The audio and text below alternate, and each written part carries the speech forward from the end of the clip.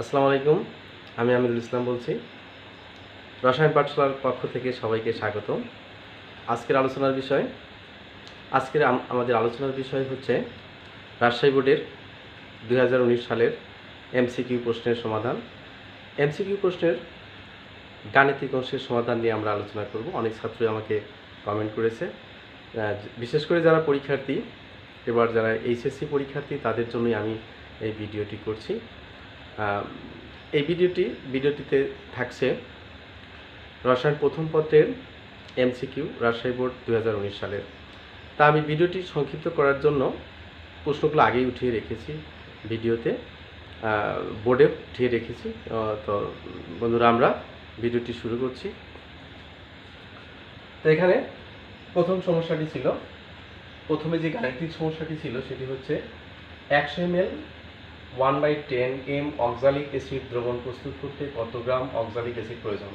এই প্রশ্নটি ছিল 1 নম্বর প্রশ্ন। 1 নম্বর প্রশ্নে এই সমস্যাটি ছিল। তো আমরা জানি অক্সালিক অ্যাসিডের সংকেত হচ্ছে COO bond COOH, COH bond COOH, বা C2H4O C2O4H2 সংকেতটি আমরা লিখে রেখেছি।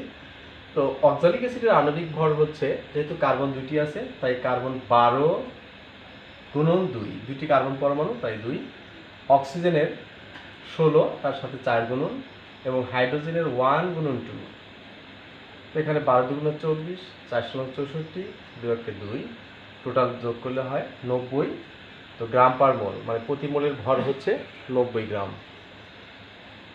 এবং এখানে দেওয়া আছে আয়তন দেওয়া ছিল 100 ml। তো ভি ইকুয়াল টু, এখানে আয়তন 100 ml এবং এস ইকুয়াল টু 1/10 m বা 0.1 m, এবং ডাব্লিউ ইকুয়াল টু হর। তো আমরা জানি কি, আমরা জানি W equal to MVS divided by 1000। যদিও বইয়ে এভাবে আছে ডাব্লিউ ইকুয়াল টু SVM, আমরা যে কোনোভাবে লিখতে পারি, MVS লিখতে পারি। তো সুতরাং এখানে এম এর মান হচ্ছে কত, ভরটা কত, গ্রাম আণবিক ভর হচ্ছে 90, এবং ভি এর মান অর্থাৎ আয়তন হচ্ছে মিলিলিটার এককে, আয়তন হচ্ছে 100, এবং এস ইকুয়াল টু 0.1, এবং 1000 দিয়ে ভাগ দিতে হয় যেহেতু মিলিলিটার আয়তন আছে। সুতরাং এই গাণিতিক সমস্যাটির অ্যান্সার হবে, আমরা ক্যালকুলেশন করে রেখেছি 0.9, এবং প্রশ্নের সঠিক উত্তর হবে খ নাম্বার অপশনটি হচ্ছে সঠিক উত্তর। তা আমরা এবার দ্বিতীয় প্রশ্ন নিয়ে আলোচনা করি। এটি আমি মুছে দিচ্ছি।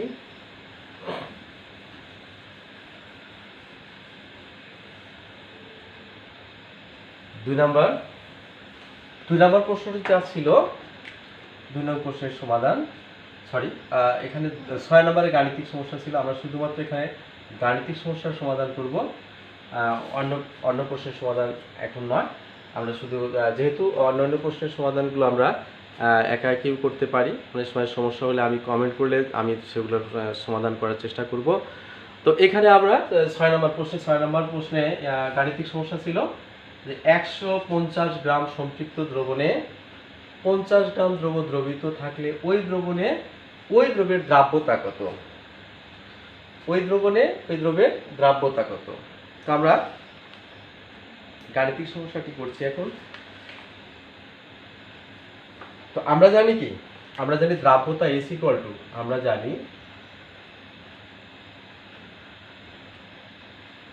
জানি দ্রাব্যতা S equal to 100 m divided by বড় হাতের M মাইনাস ছোট হাতের m। এইখানে যে বিষয়গুলো আমাদের দেওয়া আছে, দ্রাব্যতা বের করতে হবে। দ্রবণের ভর দেওয়া আছে,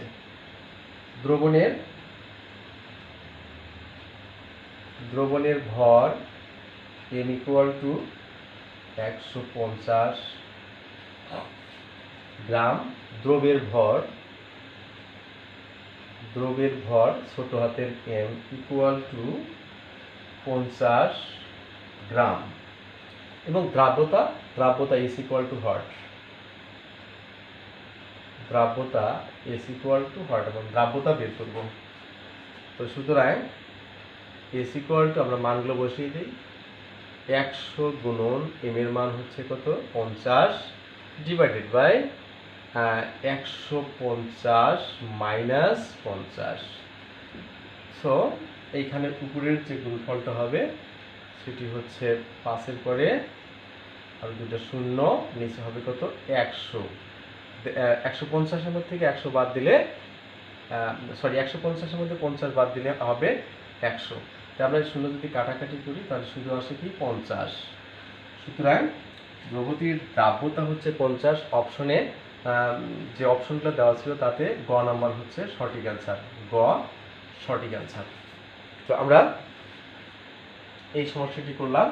এবার আমরা 10 নম্বর গাণিতিক সমস্যা ছিল, 10 নম্বর প্রশ্নে গাণিতিক সমস্যা ছিল, প্রশ্নের মধ্যে 10 নম্বর গাণিতিক সমস্যা ছিল লেড ক্লোরাইডের দ্রাব্যতা গুণফল। লেড ক্লোরাইডের দ্রাব্যতা গুণফল 1.6 গুণন 10 ইনভার্স 5 হলে লেড আয়নের ঘনমাত্রা কত মোল পার লিটার। লেড আয়নের ঘনমাত্রা কত মোল পার লিটার। সো আমরা এই প্রশ্নটি আমরা এবার মুছে দিচ্ছি।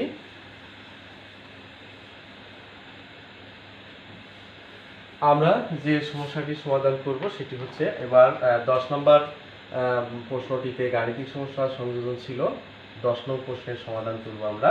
তো লেড ক্লোরাইডের দ্রাব্যতা গুণফল এত হলে লেড আয়নের ঘনমাত্রা কত মোল পার লিটার। তো দ্রবণে লেড ক্লোরাইড যেভাবে আয়নিত অবস্থায় থাকে, দ্রবণে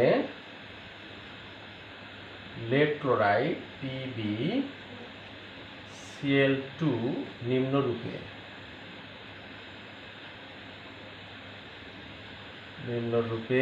আয়নিত অবস্থায় থাকে,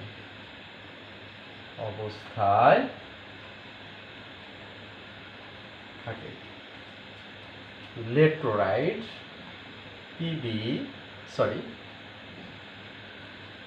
PbCl2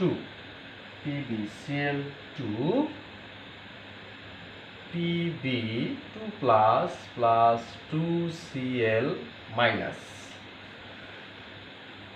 যদি আমরা লেড ক্লোরাইডের দ্রাব্যতা S ধরি,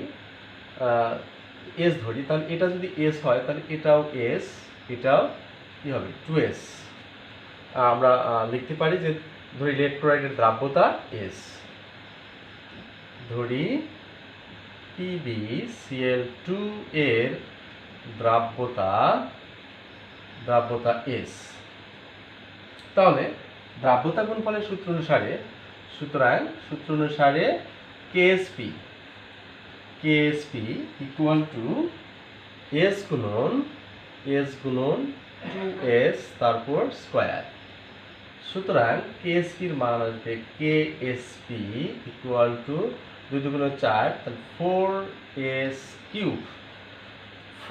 কিউব বা S cube equal to KSP divided by 4 বা S equal to cube root KSP divided by 4। এখানে যে তথ্যটি দেওয়া আছে, এখানে যে তথ্যটি এখানে দেওয়া ছিল সেটি হলো এর দ্রাব্যতা গুণফল, অর্থাৎ KSP এর মানই দেওয়া আছে। KSP সমান দেওয়া ছিল 1.6 গুণন 10 ইনভার্স 5।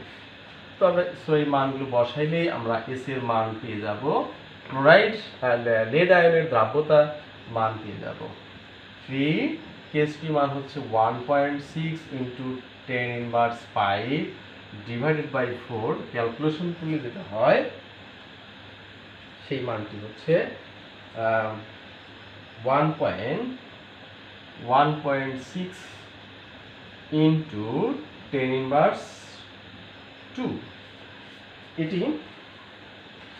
এটি হচ্ছে ক নাম্বার প্রশ্নে, প্রশ্নে যেটা ছিল কতে এই সঠিক অ্যান্সারটি ছিল। তো যারা সঠিক করেছে তারা সঠিক নাম্বার পেয়েছে। এবং আমরা এই ধরনের গাণিতিক সমস্যাগুলো আবারও আসতে পারে সৃজনশীল পদ্ধতি, যেহেতু মান KSPর মান কম বেশি করে আমাকে এই ধরনের সমস্যা দিতে পারে। সো এই সমস্যাগুলো এভাবে সলভ করতে হয়। আমরা পরবর্তী প্রশ্নে চলে যাচ্ছি।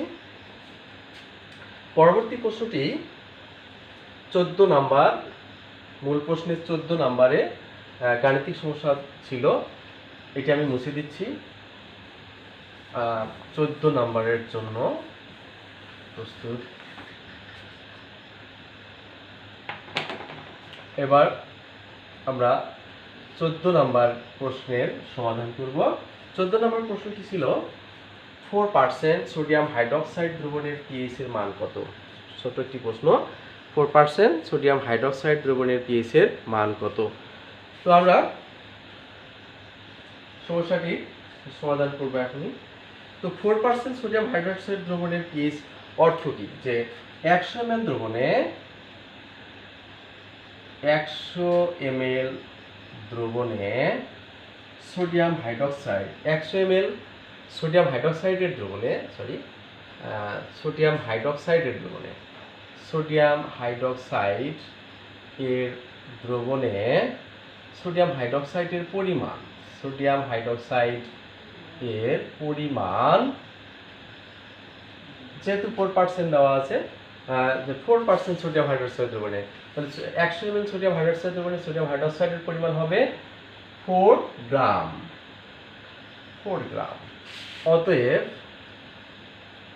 1 ml এ এত বাই এত, অতএব 1000 ml এ আমরা সংক্ষিপ্ত করে করছি 1000 ml সোডিয়াম হাইড্রোক্সাইড এর দ্রবণে সোডিয়াম হাইড্রোক্সাইড এর পরিমাণ 4/100 গুণন 1000 এত কি গ্রাম। সো এখানে যদি 0 0 কাটিয়ে আমরা তাহলে কি পাবো? 40 গ্রাম। 1000 ml দ্রবণে সোডিয়াম হাইড্রোক্সাইডের পরিমাণ আছে 40 গ্রাম। যেহেতু 1000